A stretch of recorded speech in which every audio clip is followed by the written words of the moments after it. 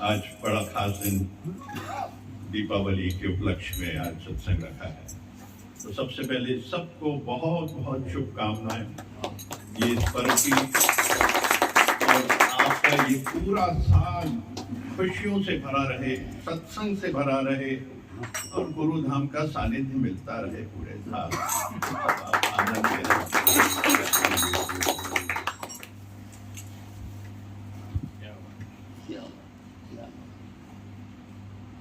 हर कर्म में अपना सुख नहीं हो तो वो ही जल्दी ब्रह्म को प्राप्त कर सकता है। हर कर्म में अपना सुख नहीं हो तो वो ही जल्दी ब्रह्म को प्राप्त कर सकता है, वो ही निराकार के नजदीक पहुंच सकता है। निस्वार्थ बनने से दुआएं कितनी मिलती हैं ये मनुष्य समझ नहीं पाता। निस्वार्थ सेवा करने से कितनी दुआएं मिलती हैं ये मनुष्य समझ नहीं पाता है। अगर वो निस्वार्थ सेवा करता है तो ऑटोमेटिकली उसकी सबकी दुआ मिलती जाती है। स्वार्थ से कर्म करता है तो उसको मालूम पड़ जाता है, अज्ञानी को भी पता चल जाता है कि स्वार्थ कर रहा है या निस्वार्थ कर रहा है। कितना एक अज्ञानी भी समझ जाएगा कि ये स्वार्थ कर रहा है कि निस्वार्थ कर रहा है।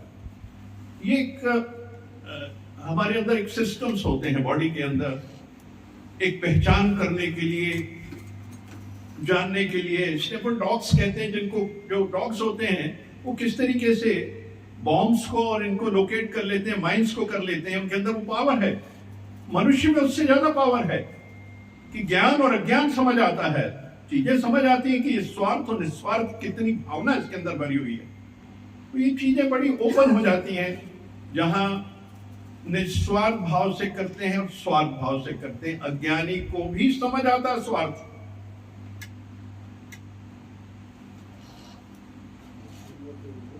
हम निष्काम कितने हैं, सब हमारी फोटो निकाल लेते हैं, दूसरे को आभास आता है कि ये इंसान धरती है पर इसकी हस्ती नहीं है।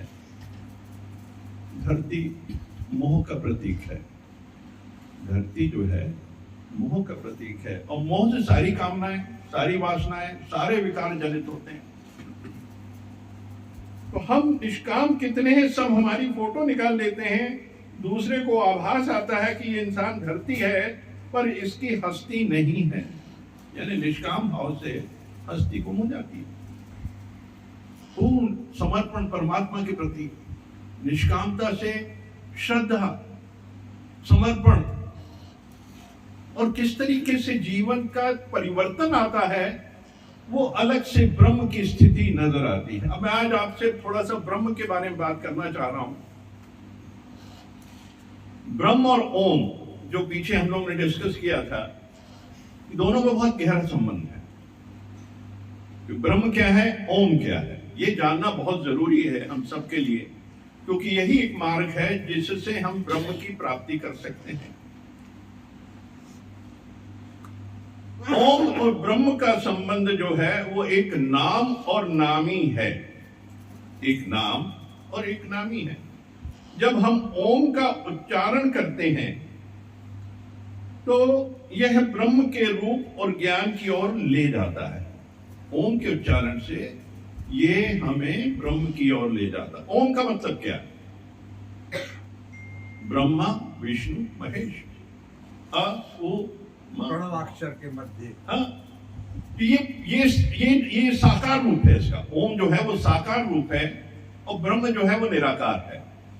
तो साकार से निराकार जाने के लिए, निराकार जाने के लिए साकार से होकर गुजरना है। जितना ओम की ध्वनि करेंगे, जितना ओम की चलेंगे, जीव मौन में होता जाएगा, उसके अंदर धीरज आता जाएगा, उसके अंदर शांति आती स्थापित होती जाएगी और वो ब्रह्म की तरफ अग्रसर हो जाएगा। ब्रह्म अव्यक्त से भी अति परे है। व्यक्त क्या है? ओम। गुरुर् ब्रह्मा गुरुर्विष्णु गुरुर्देवो महेश्वराय, गुरु साक्षात परब्रह्म तस्मै श्री गुरुवे नमः। गुरु ही ब्रह्मा है, गुरु ही विष्णु है और गुरु ही शिव है, यानी ये ओम है। और गुरु अव्यक्त से भी अति परे पार ब्रह्म है, यानी गुरु ही ब्रह्म की स्थिति गुरु ही है, सभी कुछ गुरु के अंदर है। तो गुरु के दर पे आ गए तो सारी चीजें प्राप्त हो जाती हैं, क्योंकि ब्रह्म का मार्ग साकार से होके जाता है। ब्रह्म निराकार है और ओम जो है वो साकार है। तो ये जो हमारे लिए जीवन में समझना जरूरी है, क्योंकि दोनों। फिर उसके बाद अपरा ब्रह्म, कई जगह ब्रह्म को अपरा ब्रह्म भी कहते हैं। तो ये स्थिति होती है जब कोई जीव मन और बुद्धि से ब्रह्म को ढूंढने लगता है तो वो ईश्वर हो जाता है, और ईश्वर ही अपर ब्रह्म है, ब्रह्म का ही रूप है। पर विधि हमारी अलग हो जाती है। जहां निष्कामता से जीव चलता है और ओम का नाम लेता है तो ब्रह्म तक पहुंच जाता है, और जहां मन बुद्धि से जोड़ के जब चलता है इस मार्ग पे, वो अपरा ब्रह्म जो है वो ईश्वर हो जाता है। ईश्वर जो है अपर ब्रह्म है।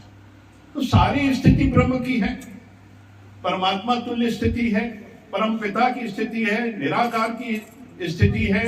पहुंचने का एक ही मार्ग है, ओम का ध्यान। हम जितना ओम का ध्यान करेंगे मौन होते जाएंगे, धीरे धीरे धीरे धीरे वो मेडिटेटिव स्टेट होती जाएगी और जाके वो निराकार से उसका योग हो जाएगा, तो ब्रह्म की स्थिति प्राप्त हो जाएगी। तो ब्रह्म समझे तो निष्कामता से शुरुआत है इसकी। देखिए, निष्काम जीवन जब शुरू करते हैं तो धीरे धीरे धीरे धीरे शांति आती जाती है, स्थिरता आती जाती है, मौन आता जाता है, क्योंकि शब्द के परे ही परमात्मा है। क्योंकि शब्द विहीन हो जाता है, हर जीव शब्द के बिना हो जाता है जब वो निष्काम कर्म करता है। शब्द नहीं निकलेगा, तो निष्काम यानी जो निशा में किया गया काम है वो दिखता नहीं। इस हाथ का किया हुआ काम इस हाथ को नहीं दिखता। जब ये स्थिति आ जाती है, निष्कामता की आ जाती है, वो धीरज की स्थिति, मौन की स्थिति, जहां कोई शब्द नहीं है और शब्द के परे कौन है? ब्रह्म, परमात्मा, निर्गुण निराकार, उसके आगे जो स्थिति बनती है। तो ब्रह्म को समझे हम हमेशा, क्योंकि ब्रह्म बहुत शब्द आता है, कई बार वाणी में आता है, पर प्रश्न नहीं उठता। उसमें उठना चाहिए प्रश्न कि ब्रह्म क्या है। और ये इंद्रियों से परे है। ब्रह्म जो है ये इंद्रियों से परे है। हम एक ऊर्जा की बात करते हैं जब आप आज ये दीपावली का पर्व है, इसमें भी हम आते हैं। देखिए, इनको लिंक करें हम सारी चीज। राम क्या एक एनर्जी है, पीछे बात की थी अपन ने। और ये एनर्जी जब इंद्रियों का हास कर देती है या इंद्रियों को समाप्त करती है, एनर्जी है क्या? ये एनर्जी राम है। और यही जब चेतना जागृत होती है तो ये इंद्रियां सब शांत हो जाती हैं, इनका कोई रोल नहीं रहता। तो यही दीपावली का पर्व यही है कि इन इंद्रियों का दशानन का नाश, दशानन को खत्म करना, दशानन का वध, यानी 10 इंद्रियों का वध होगा तो ही चेतना जागृत होगी और तभी वो दीपावली का पर्व होगा। पर्व से संबंधित है सारी चीजें, हमको रिलेट करनी। अंदर के जितना जो अंधकार पड़ा है वो तभी खत्म होगा जब हम इन इंद्रियों को वश में करेंगे। आध्यात्म तो कहता है कि ये मोहवशी सारी इंद्रियां काम करती हैं। जितनी इंद्रियां हैं मोहवश करती हैं। ज्ञान इंद्रियां पहले करती हैं और फिर वो कर्म इंद्रियों पे आती है। जिस दिन इसको वश कर लिया उस दिन राम जागृत हो गए, यानी चेतना जागृत हो गई, यानी परम ब्रह्म की स्थिति हो गई। ब्रह्म की वही स्थिति है जो कि इंद्रियों से परे है। जिनेंद्री कहते हैं, जैनी जो कहते हैं जिनेंद्र, जय जिनेंद्र, यानी जिन्होंने इंद्रियों से जीत लिया, इंद्रियों को जीत लिया है। तो सारी स्थिति हमारी जो बनती है जब हम इंद्रियों को जीत लेते हैं। और गुरु का तात्पर्य भी समझिए कि गुरु है क्या? गुरु जो अंधकार से उजाले की तरफ ले जाता वही गुरु है। और सबसे पहला गुरु कौन? क्योंकि हमेशा जीवन में एक के बाद एक आपका जन्म होता है, आप 1-2 साल के हो जाते हैं, माँ बाप कितनी सेवा करते हैं उस समय, वो किस तरीके से बिस्तर पे भी अगर कुछ कर देते हैं तो माँ देखी कैसे भी लेटी रहती है और उसी की पहले वो सफाई करती है, उस गीले में भी उसको आनंद आता है। तो माँ बाप को जीवन भर आनंद आता है बच्चे के साथ। ये जब तक बड़ा होके जवान होता है, तो अब इसके बाद उसको स्कूल के टीचर्स मिल गए, वहां से ज्ञान मिलने लग जाता है। पर पहला ज्ञान माँ बाप का ज्ञान है। और फिर जब मिलता है, आध्यात्म में आता है, तो आध्यात्मिक गुरु मिलता है। उस गुरु से हम उस ज्ञान को अर्जित करते हैं जब हम परम ब्रह्म को जाते हैं और सत्य को जानते हैं। क्योंकि सत्य यही है कि परमात्मा है, गुरु ही सब कुछ है। यानी सबसे पहले तो माँ बाप हमारे सब कुछ है, जिन्होंने जन्म दिया उनके हम ऋणी हैं। माँ बाप जैसे भी हों, पर हम ऋणी हैं उनके। दुराचारी भी हों तब भी हम ऋणी हैं। हम उनको नतमस्तक होंगे क्योंकि उन्होंने हमको इस धरती पे हमको लेके आए हैं। तो हमें उनको नतमस्तक होकर प्रणाम करना है, चाहे जैसे भी हो। तो देखिए, आज हम कभी भी देखते हैं बच्चों को माँ बचपन में जब पढ़ते नहीं है तो दुलार भी करती है और वो थप्पड़ भी मारती है, क्योंकि उसको सही मार्ग पे लाना होता है। तो इसका ये तात्पर्य ये नहीं होता कि माँ गलत है या पिता गलत है। तो हम इस गुरु को भी जाने। पहला गुरु हमारे माँ बाप हैं, इसको समझे, महान है, हमको इनकी सेवा करनी है, इनकी पूजा करनी है। फिर जो हमारे टीचर्स हैं उनके साथ हमको बहुत पूजा करनी है, उनके साथ हमको अद्वैत सिद्ध करना। और इसके बाद आध्यात्म ही रास्ता दिखाता है उस मार्ग पे आगे चलने का। तो इस चीज को समझे, हम सब ज्ञान को समझे, विज्ञान को समझे, जीवन की संरचना को समझे, ब्रह्म को समझे, ओम को समझे, गुरु को समझे। ये सब इसी में समाहित है। सभी चीजें जितनी एक के बाद एक, सीढ़ी दर सीढ़ी सब समाहित है। और इस चीज में जो मार्ग में चलता है, निष्काम करता है, वही मुक्ति को प्राप्त करता है। ऐसा नहीं होता कि हम ABCD का खा गा छोड़ दें और सीधा जंप लगा दें। नहीं, जहां से हमने काखा का सीखा है वहां हमको समर्पित होकर चलना है, उनको छोड़ना नहीं है, पूर्ण रूपेण समर्पित होना है।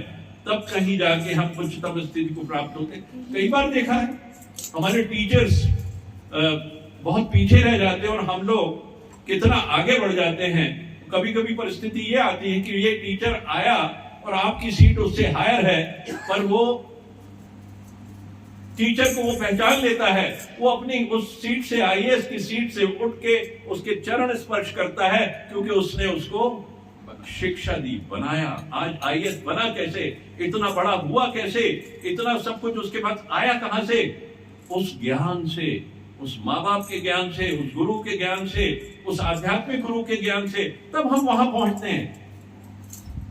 तो इसलिए हमको सदैव याद रखना है गुरु को, गुरु के तात्पर्य को समझना है, गुरु को याद करना है, क्योंकि वो वंदनीय है, हमेशा से वंदनीय है, उनकी वंदना करनी है। और इस तरीके से करते हुए अगर हमारा जीवन गुजरेगा तो ये निष्कामता का, मुक्ति का मार्ग यही है कि जब ये मार्ग अपनाएंगे तभी मुक्ति का मार्ग है, इस पे चलना है। ओम ओम हरि ओम।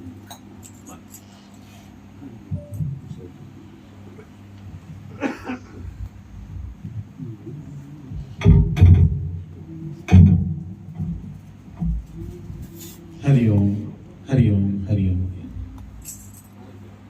बहुत ही प्यारा